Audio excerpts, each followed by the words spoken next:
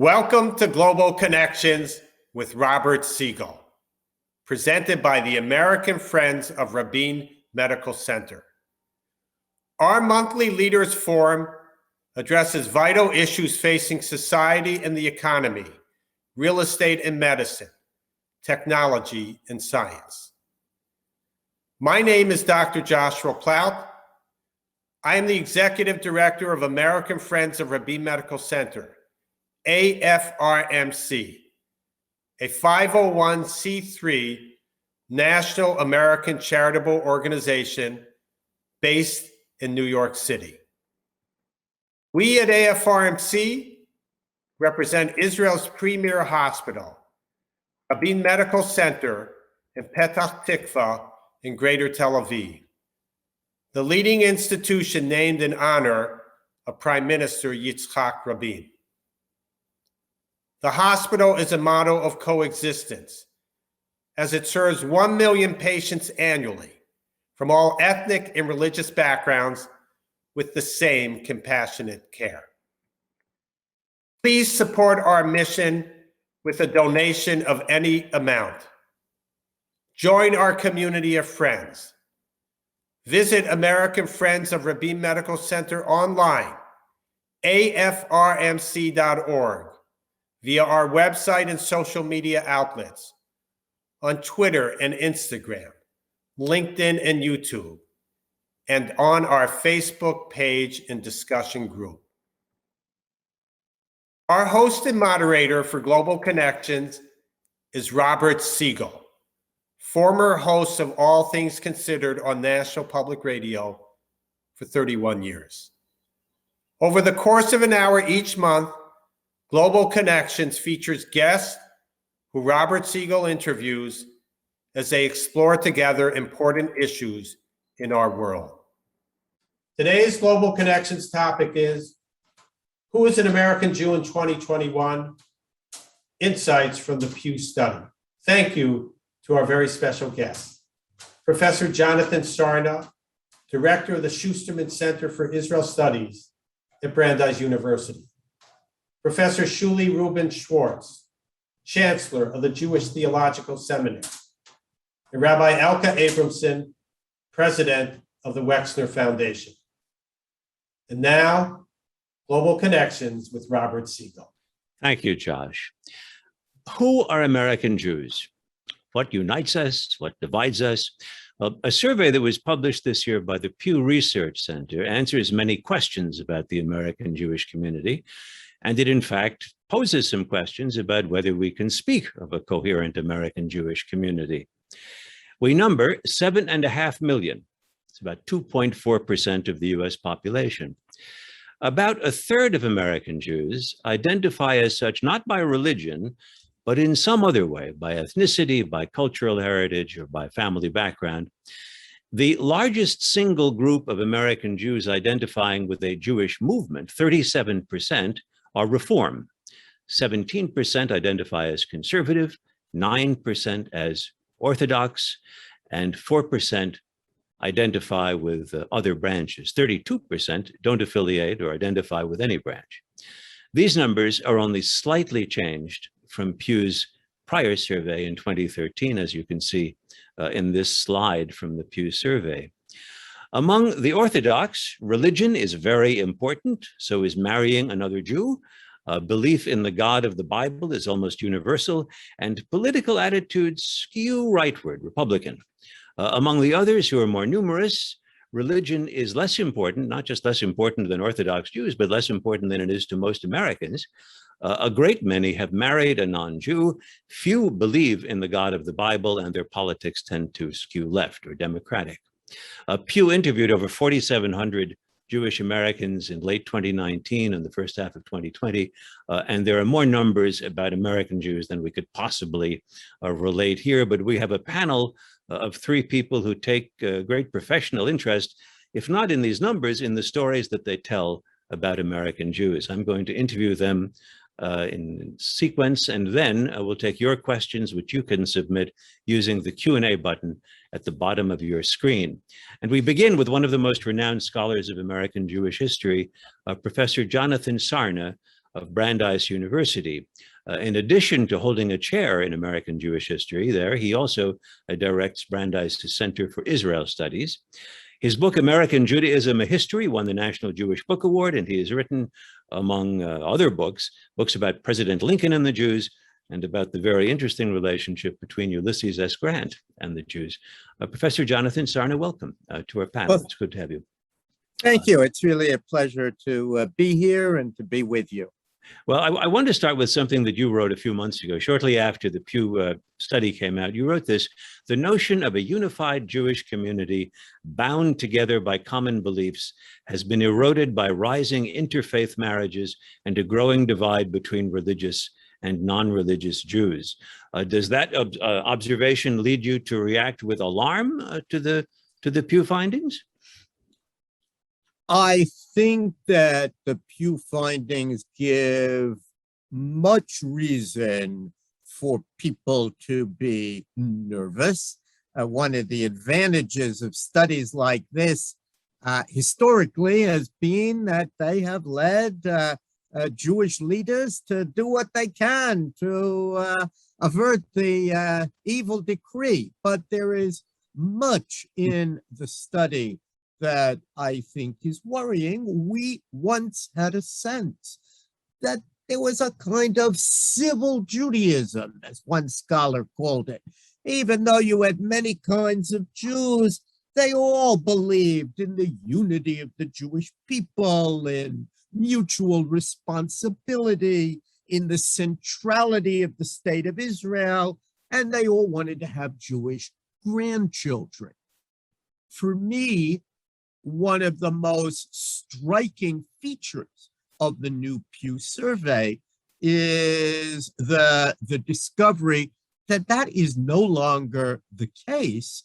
And my own sense is that there is a growing chasm between Jews who are married to other Jews and Jews who married someone of another faith.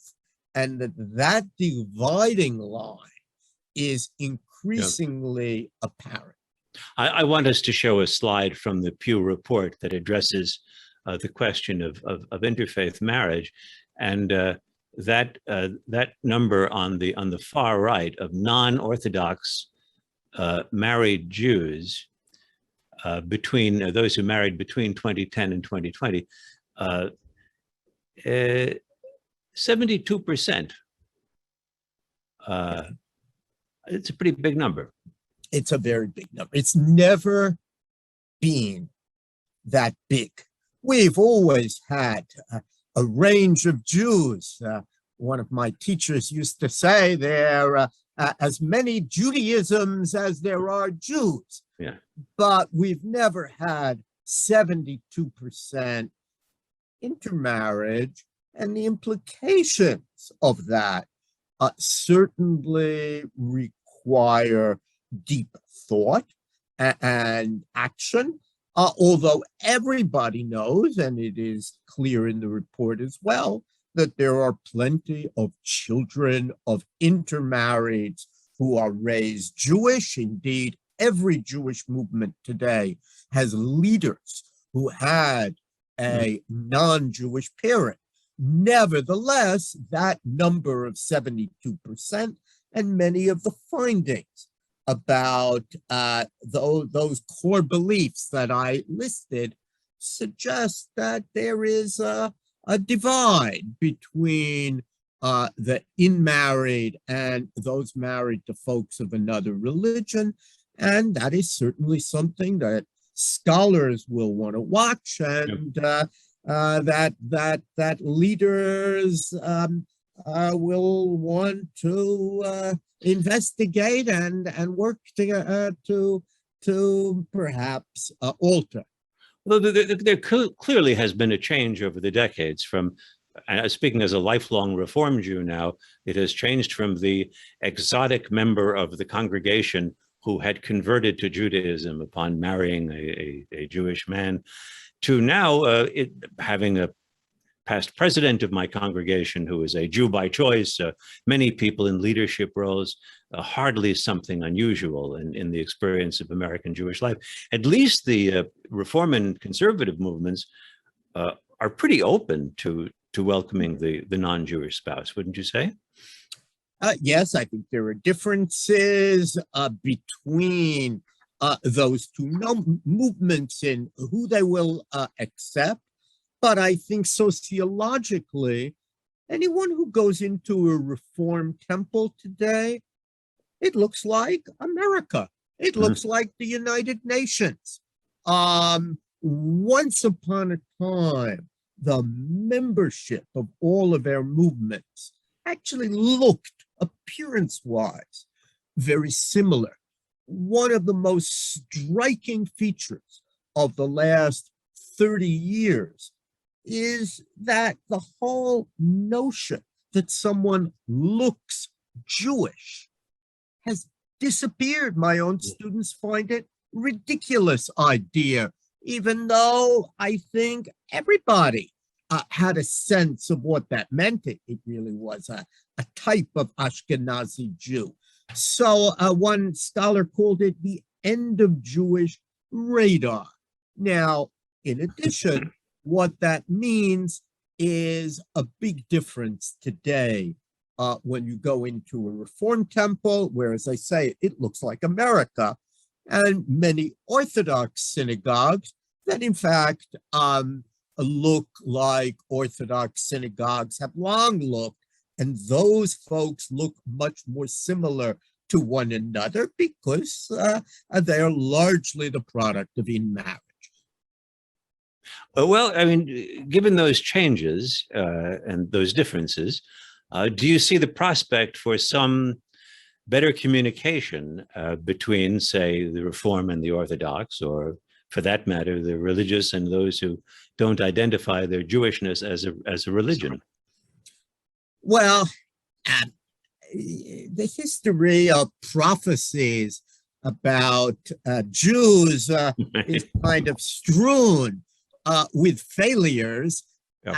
I once looked and said, is there any 50-year period where if you had made a prophecy at the beginning of that period, say if you in 1930 had predicted what the Jewish world would look like in 1980, what are the chances that you would have been right? And it's almost impossible to think of any 50-year period, even in the late 1960s, one wouldn't have imagined many of the changes that take place today. And the important message is that the future is not set in heaven. Jews shape the future. And it is crucial, I think, for everyone to realize that you don't listen to pundits and say, oh, well, now I know what it's going to be like. You shape the future. And I very much hope that people will read the Pew and will say, I am going to reshape the future, just as Jewish leaders have done time and again in response to previous crises. Jonathan Sarna, thanks, and stick with us for the Q&A period. We're asking you out there to send us your questions by using the Q&A button at the bottom of the screen, and Professor Sarna will be one of the panelists answering you.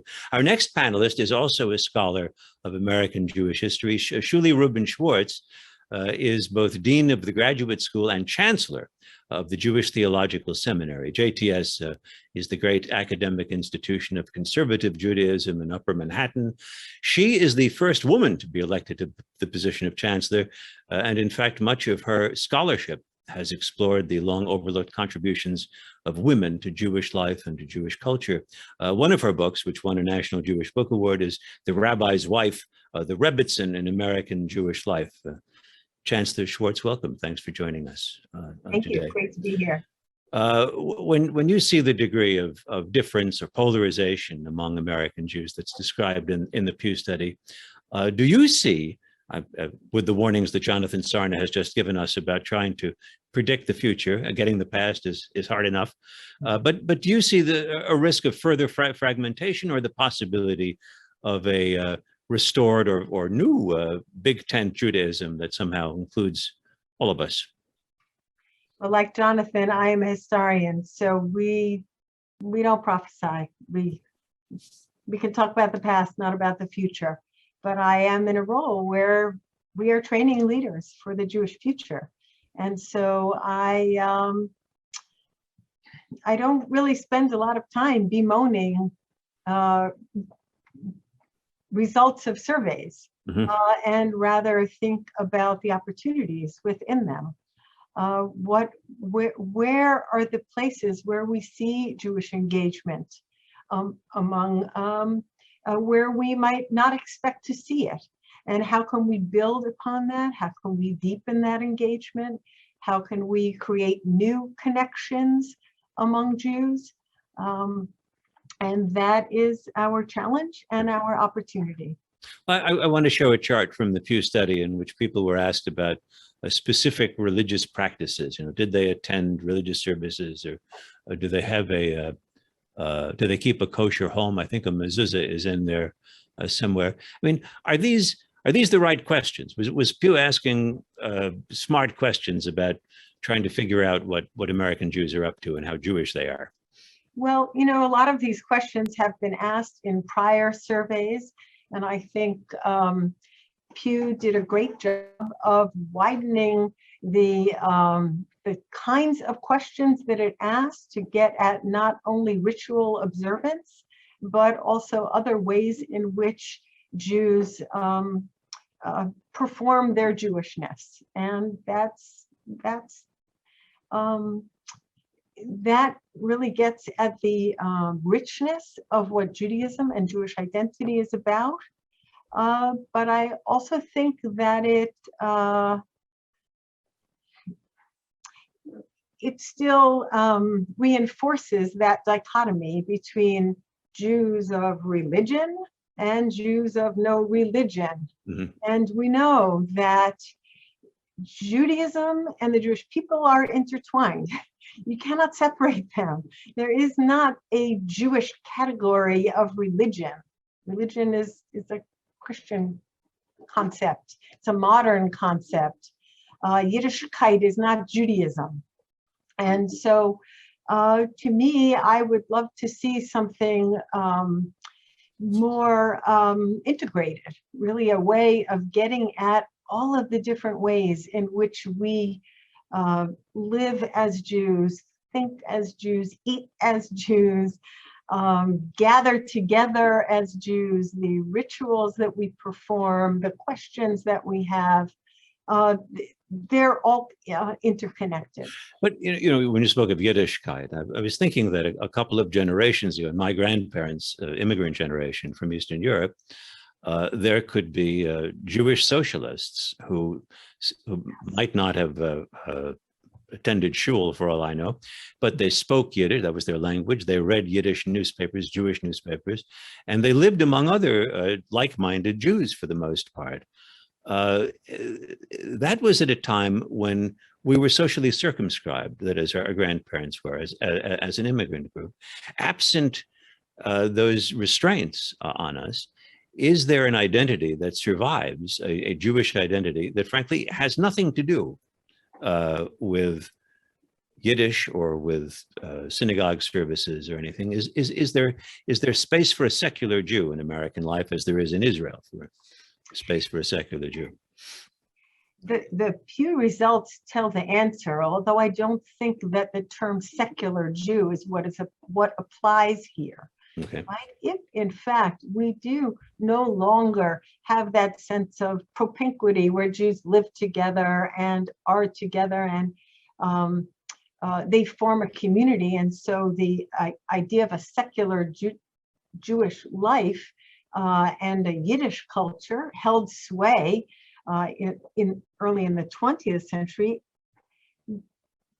And yet, look at the Pew Study. Look at 63% of Jews of no religion feel a great sense or some sense of belonging to the Jewish people. A similar number feel a responsibility to Jews around the world and say that caring about Israel is important to them. That's almost 2/3 of the Jewish people who say they have no religion, although, 30% attended a Seder or other kinds of things. So you see, you can't separate these things out, and that it makes it more difficult for us to really think about cultivating a Judaism that will be meaningful to generations of Jews who don't see halachic Jewish legal categories as relevant, interesting, applicable to their lives, and who don't necessarily observe ritual in ways in which we've done before. If I have a moment, I would just end, with the story in the Talmud about Moses watching God putting, crowns on the letters of the Torah and saying, what are you doing? And he takes Moses to look and sit in the yeshiva of Rabbi Akiva many generations later. And for Rabbi Akiva, they are very meaningful. So God knew that Judaism was not going to be the same generation after generation, maybe not 50 years, as Jonathan said, but that Judaism must evolve. And so that is our obligation and responsibility to add and evolve. I have one more question for you, Shuly, which is, you're the first female chancellor of JTS, which is, that's an important sign of the times. How significant in the problems of foreseeing a big tent Judaism that includes conservative, Reform, Orthodox, how big an obstacle is the opposition to feminism in traditional Orthodox Judaism, and the opposition to female rabbis or other officials? I don't know. It is certainly not an obstacle to me and to my work, and I imagine my colleague Elka will say the same.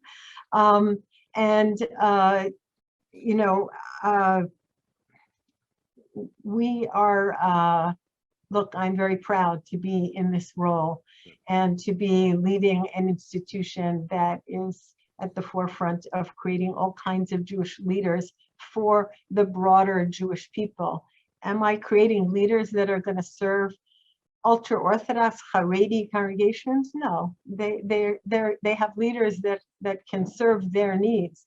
But as we see from the Pew Study, there is a vast number of Jews who are not ultra-Orthodox. The vast majority, right, over 3/4 of Jews are not in that category. And that's where we need to put our efforts. Okay. Shuly Rubin Schwartz, Chancellor of JTS, stick with us for questions. Many of them are coming in. I want to turn to our third panelist, Rabbi Elka Abrahamson, who is president of the Wexner Foundation, with which she's been associated for many years. Her work at Wexner involves trying to strengthen and educate Jewish community and public service leaders, also public service leaders in Israel. She's been involved in Jewish education and summer camps. She's a Reform rabbi, and I think it's noteworthy in our discussions of polarization and gaps dividing American Jews that 2 of her 4 children are rabbis, 1 Reform and 1 Orthodox. One conservative and 1 Orthodox. Excuse me, 1 conservative and 1 Orthodox, and both of her parents are Reform rabbis. Full service household. And I should note that I appreciate that this year you've taken on the added role of being frequent panelist discussing the Pew Research study. I have been, right. For those of you watching, I hope I say something that's new. Is it fair to say that you've developed a passion for pluralism, given a view of the world? What do you make of these Pew results seen through through that prism? Yeah, that's an important question that Shuly, definitely referenced. I'm concerned about the inability of Jews to talk to each other across various divides. Mm-hmm.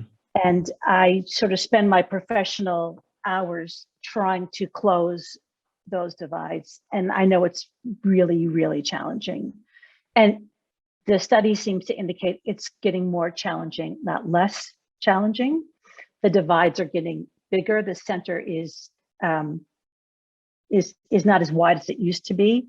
And I actually think the priority placed on speaking to others who are different is dropping on the list of leadership priorities for some of our communal leaders. And we spend our time pushing it back up to the top end. And we find that when you put people in proximity to each other, they do a nice job talking across difference. And I'm, one of the greatest numbers in this study is that I think it was 85%. I don't know if Shuly mentioned that number also, feel like they belong to the Jewish people. That's a tremendous number. My question is, how do you square that number with all of the other divides? What do people feel like they belong to if the number is that high? And that's the question I would love to ask Jewish communities across difference. What does a Reformed Jew belong to? What does an Orthodox Jew belong to? And can they talk to each other and describe it? Not to change the other, because I don't think pluralism is being right. I think pluralism means you have a right to express Judaism the way you believe it ought to be expressed. And I do think this snapshot, which is what it is, presents lots of good news. It's, the community is stable or better. We're growing.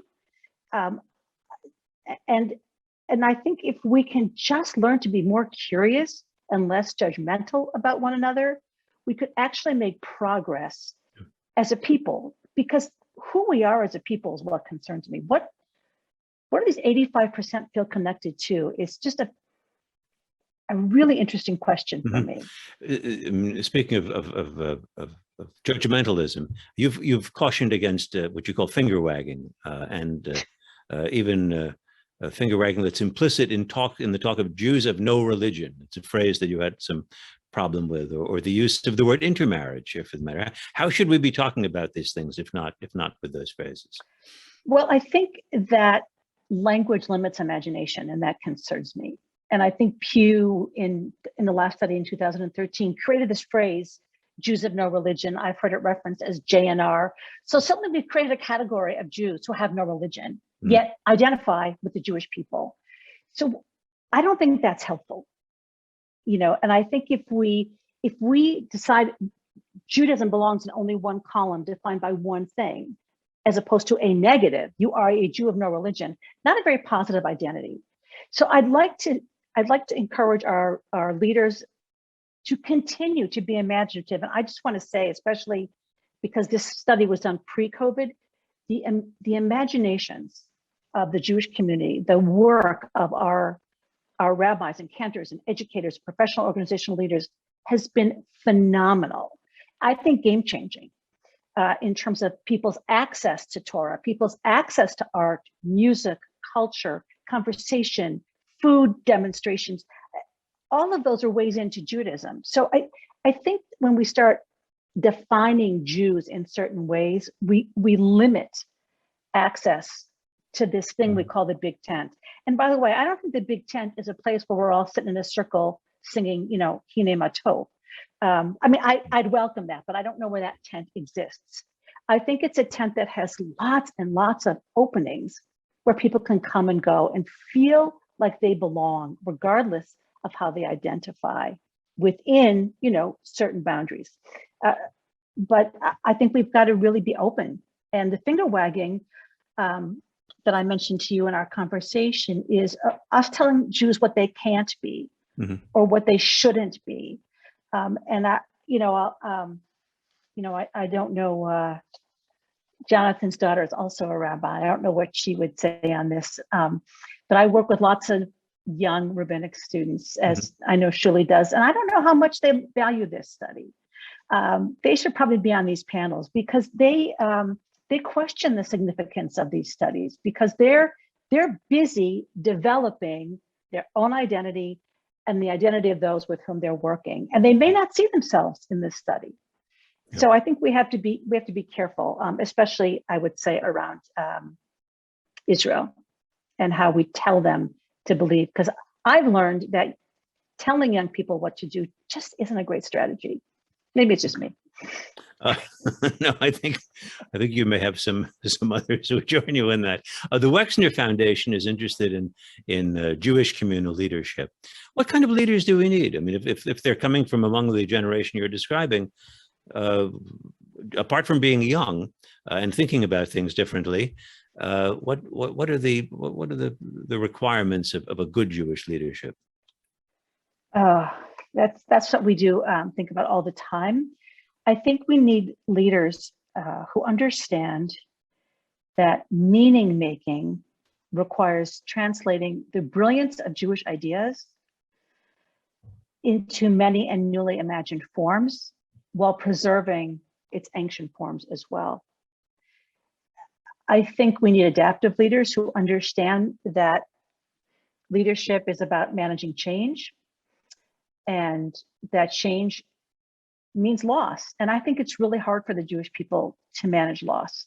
I don't mean tragic loss. I'm thinking of my own history as a rabbi who looked different than her colleagues. And to Shuly's point about, being a woman, I did not have an easy time in the early parts of my rabbinic career. I was turned down for jobs because I was a woman. But you push through, and the more we push through, the more the imagination, right, grows. Once people can imagine that women can be rabbis. And by the way, we talk about change. We're talking 50 years of this. 50 years. It's a blip, to Jonathan's point, on what we can't predict. Yeah. And I would say in all but, a minority of the Jewish community, leaders who are women and other genders are normative. Yeah. Who could have imagined that in 50 years? We could not have predicted that. So I think we just need curious, imaginative, bold, supported leaders. And I think we have to do a much better job as a community providing funding to find and support those people to go through school. As a parent who paid steep tuition for my daughter's outstanding education. I want to pick up on that because one thing that isn't explored, I don't think, very deeply in the Pew survey is, to put it bluntly, the cost of being an affiliated Jew in America, or of sending your kids to a Jewish day school or to a Jewish summer camp. For young parents who want to provide their children with an immersive Jewish experience, the price of admission can be very steep. Is there some way to increase that accessibility for access to Jewish life? I hope so. I pray so. I'm tremendously concerned that we're creating a community of privilege in our summer camps and in our day schools. And to this point of, looking like we always looked, if we want to really expand who we are, we have to bring all kinds of Jews. And the children of Jews who have one Jewish parent. And by the way, there was really good news in this study about that. I think it was 57% of Jews who marry a non-Jew are raising their children Jewish, which is way up, and 12% partly Jewish. If you take those two numbers, you have 70% of couples who one partner was not raised Jewish, interested in Jewish life. And what's the best we can give them? Summer camp and day schools. But the cost is so prohibitive. So I think that's a conversation. I'm not going to answer the question here because I don't have the answer. Right. We have to have the conversation. I'm sure the three of us as Jewish parents could add up what we've spent on our children's Jewish identity, and it would be embarrassing. I'm the fourth Jewish parent here. Oh, sorry. Okay, sorry. That's right. That's right. I just wanted to be. So what have you spent on your children's Jewish education? Okay, Abrahamson, thank you very much. I'd like to bring all of our panelists back, and we're going to take questions that you have submitted, starting with this question from Karen McGinnity, who writes, Jonathan, Sarna mentioned that Jewish leaders may want to, quote, alter the current intermarriage trend. alter how exactly? Since the 1990, I think it's the National Jewish Population Survey, any efforts to reduce intermarriage have only been detrimental to American Jewry, alienating and stigmatizing Jews and their loved ones. Jonathan, do you want to take that? I think that American Judaism has been shaped by things that were considered impossible until they were done. Mm-hmm.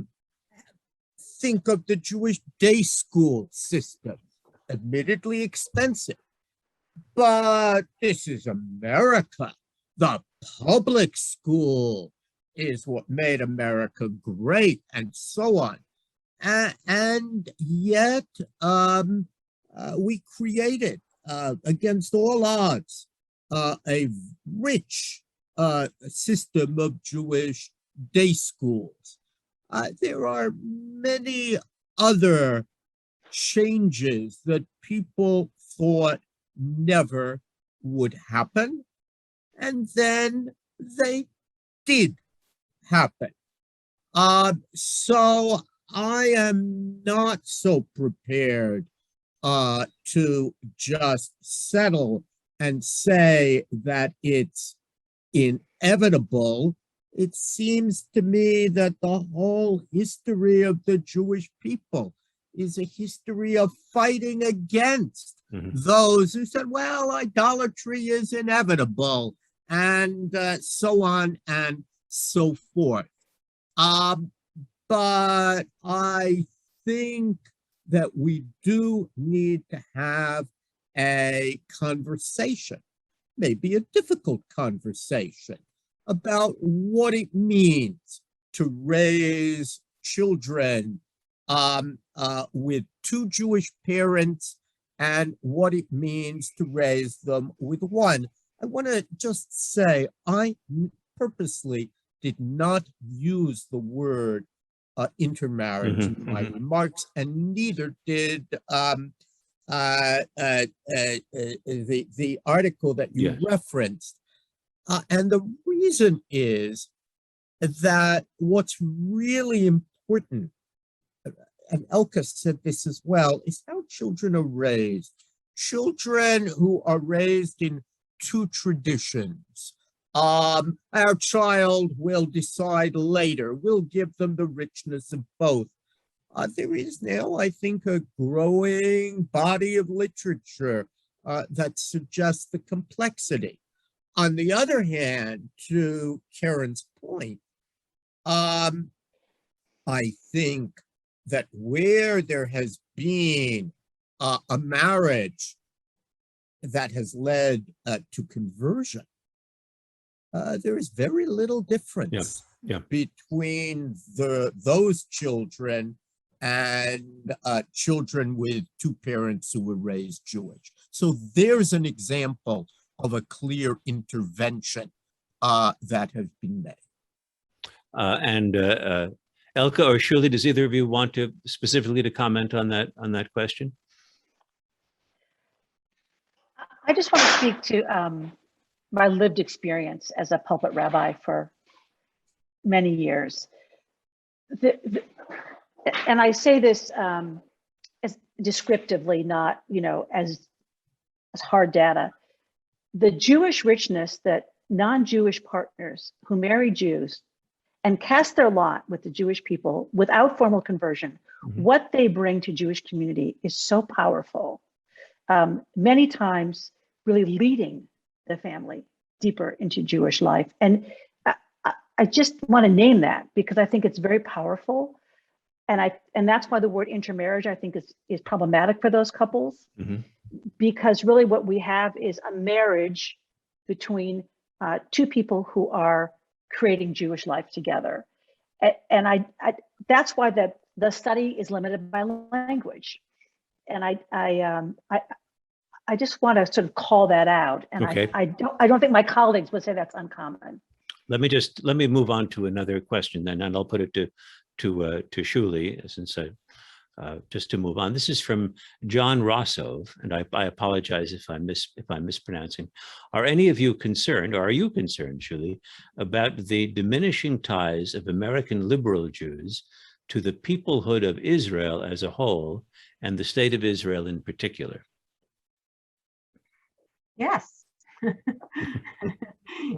Certainly concerned. But again, I think that this is something that comes back to us. Why? Surveys only give us numbers. Yeah. They don't help us understand why. You know, the fact that, as I cited before, a large number of Jews feel a strong sense of connection to Israel, and yet there is waning interest among young Jews. Yeah. And so what role does politics play in this? What does it mean? What is it that they feel connected to if they are disconnected to Israeli politics, right? Yeah. So there is much to build upon when we think about what is this sense of belonging and how do we foster it in a real way, so that we're not fostering it by repeating lofty myths of what we idealize Israel maybe some people think it ought to be, or it was in the romantic stories we studied as children.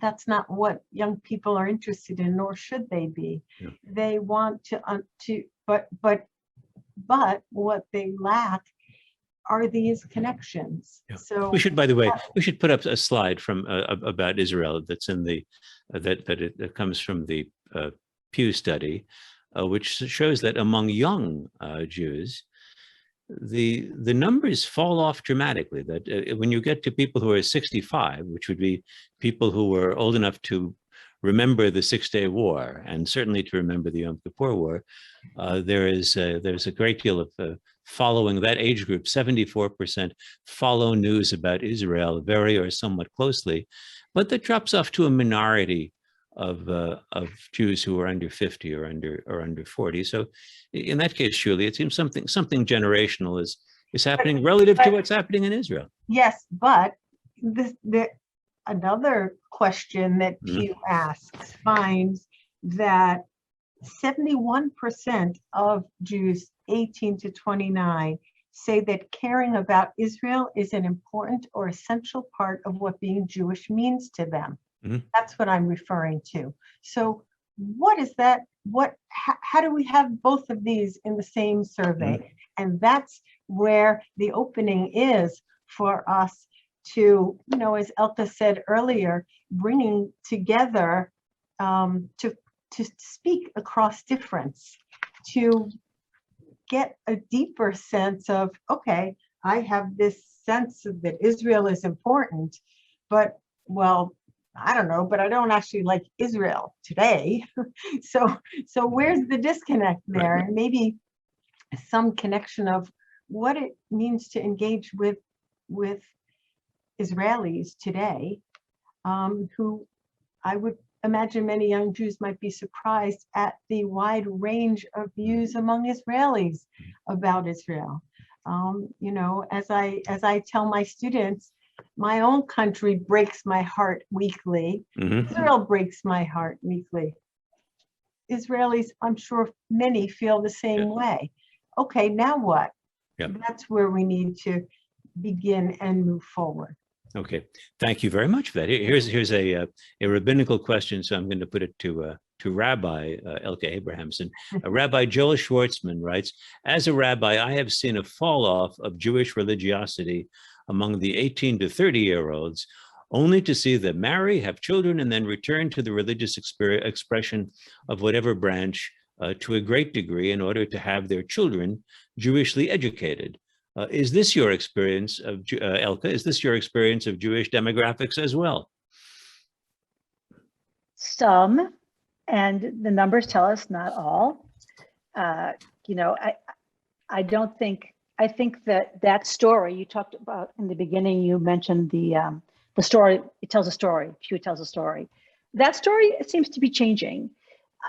I don't think it's a story of doom and gloom. It's that some of these families may be finding meaning in other places and in other ways. I think Joel's question is one we always ask. Is the generation under 40 just going to like become like us when they turn 41, right? You know, and I think that's a story we like to tell ourselves, that we're all going to become we're all going to become our parents, you know. But I don't think we can rely on that to stabilize the Jewish future. I think we really have to keep creating. And again, I'm going to go back to what's happening in synagogue life today, which this study doesn't capture. Synagogues are doing incredible work, and that may actually, you know, play out in the next 20 years with more people joining. The doors are open wider. The creativity is unbelievable. So I hope he's right. I don't think we can rely on that as a strategy for stability. Here's a question from Eric Rogers. I'll put it, Jonathan Sarna, to you. How central should a belief in God be in bridging communications divides? I'll simply say that Jews have long had a wide variety of ideas about what they mean when they use the term God. Anyone who reads Maimonides and then reads the founder of Hasidism, known as the Baal Shem Tov, might properly wonder if they're talking exactly about the same God. There are certain dangers in trying to classify Judaism according to well-known Protestant ideas about what a religion is. In Protestantism, belief is very central. In Judaism, mitzvot, actions are very central. So I'm not sure that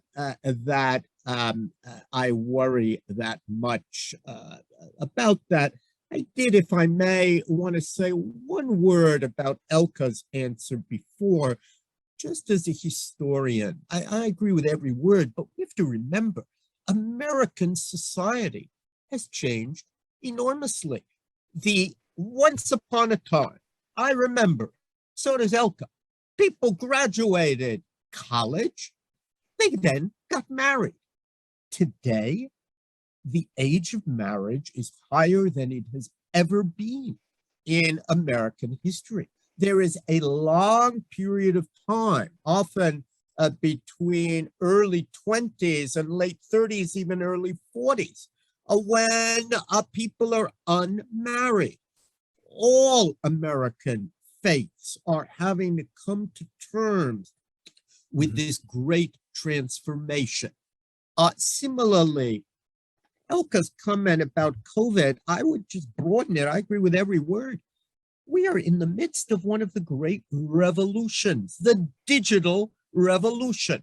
Zoom is part of it. This program itself is part of it. Judaism obviously is going to have to adapt to this revolution, just as I think we are beginning to see institutions adapt to this new world where there is a new stage of life, post-college, not married. And honestly, one of the things comes out of Pew, fewer Jews are marrying. It is impossible to build a religious movement on the assumption that everybody will be married to someone of the opposite sex and have two beautiful children. That, which certainly was fine in the work of World War II, is not going to be Judaism going forward.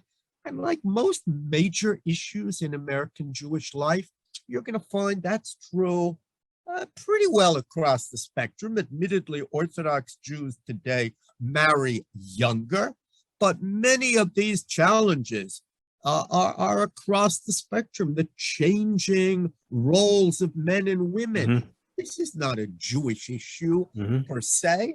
It's an American issue, and Judaism has to adapt, just like the greatest Jewish leaders of all found themselves adapting throughout history to changing circumstances in their surroundings. I just want to add to that, because I think you're right. I think Jewish communities have to look like Jews, which is different. It's changing. If Jews of color walk into a synagogue and there's no one else who looks like them, they're not going to stay. If single parents walk in and there's no other single parents, they're not going to stay. If LGBTQ Jews walk in and they're the only one. So it's not so simple. And I'll just go back to the cost. If it's not so, 50 years ago, you could afford it, even if it wasn't so high on your priority list. Today, you've got to make sure it's a top priority to afford synagogue, even those who are really trying hard to make it affordable. Sure. This is a question for Chancellor Schwartz, and it's from Abby Cohen. Perhaps the Abby Cohen who's been a panelist on this program, this series. For Chancellor Schwartz, please expand on your point regarding, quote, secular Jews who nonetheless feel connected Jewishly, not just through Yiddishkeit and or support of Israel, but also philanthropy, community leadership, and good deeds more broadly. Okay, thank you, Abby. Look, I think that we've heard about synagogue life. We've heard from Jonathan about the ways in which Jewish life has changed over the decades. We've also seen, in part, you're each touching on the different ways in which Jews identify as Jews over time. And, I think that, as I said earlier, when you make a category of religion, and I think Elka made this point as well, you're losing the richness of what Yiddishkeit can be. So yes, there are so many ways in which Jews identify as Jews. And whereas in the post-war period, you could just demonstrate your Judaism by joining a synagogue, now there are so many different ways in which Jews perform their Jewishness. And yes, philanthropy is an important way, and the arts are other ways in which Jews really are able to connect with Jewish culture.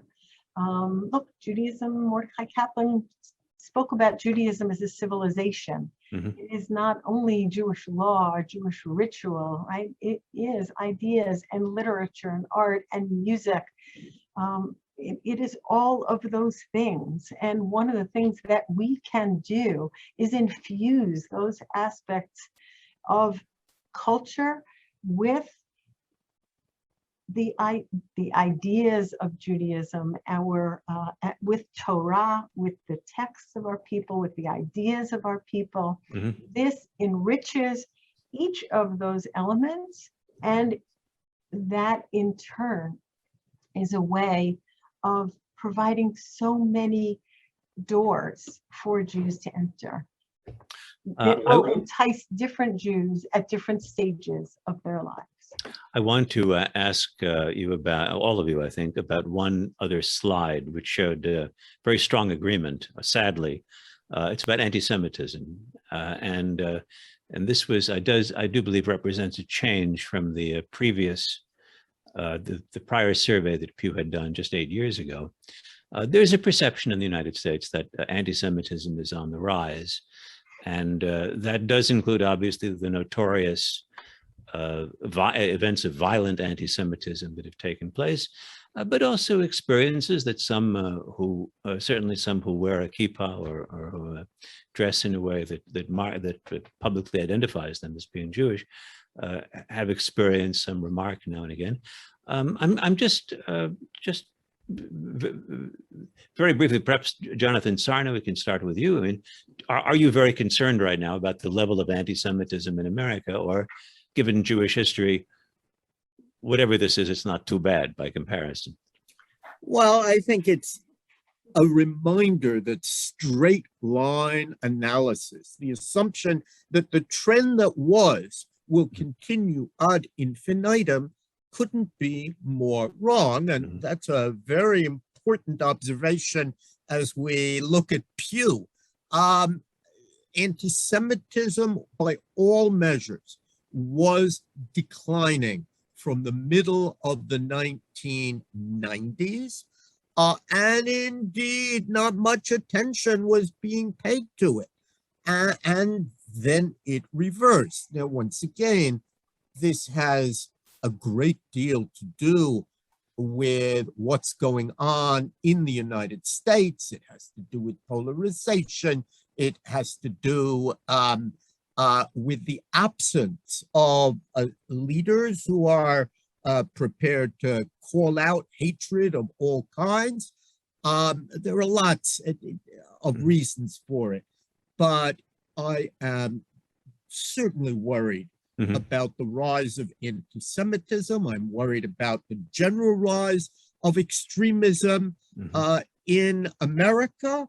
And I think Jews and Jewish history teach us always to be vigilant. Shuly, Rubin, Schwartz, are you worried? Yes, so the perception that anti-Semitism is rising is simply a reflection of the reality that anti-Semitism is rising. Yeah. So yes, Jews perceive correctly. And indeed, I am speaking for myself, but I may be others as well. It is very painful to feel that in my lifetime, right, in the shadow of the Holocaust, that we would see a rise in anti-Semitism. But we know as historians that yes, this is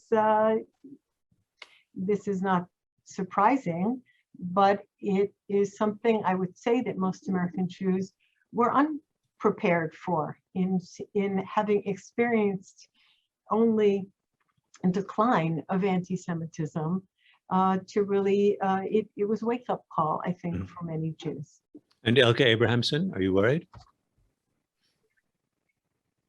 I think you're muted. But I made the call official by having that one being the person who you have to say, unmute yourself. So it's an official Zoom call. I was saying that one has to be concerned about any anti-Semitism. I mean, what's a little, you're a little concerned. It's tremendously concerning. But I also want to say that, we're a people of resilience, and we're resilient because we know what we stand for, and we don't exist to confound our enemies. So I do think it's important that we support all Jews in feeling proud of who they are, able to express who they are.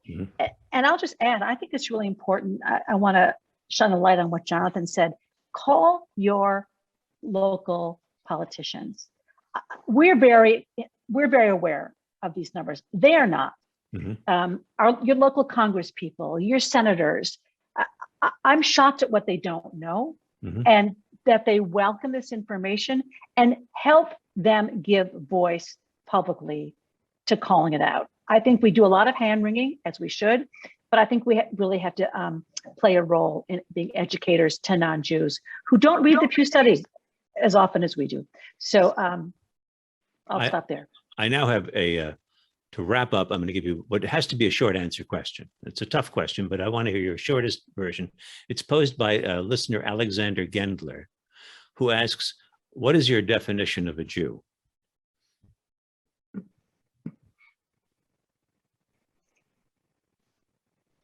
Which is nominally the topic of our discussion this hour, but would anybody other than Elka like to answer first?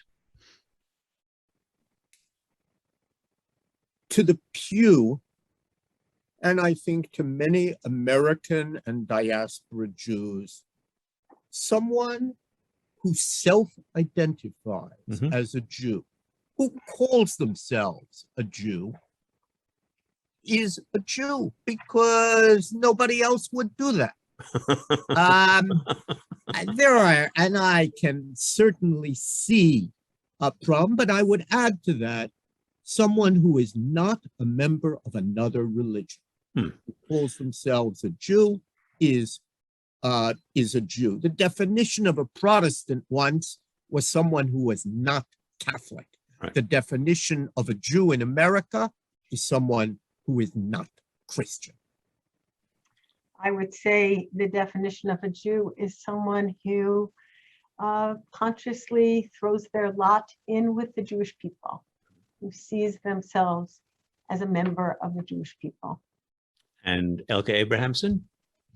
I'm going to say an individual who was linked to the Jewish story, finding their way into meaning through our texts, our history, our values, and our belief in a better world through the work of our own hands.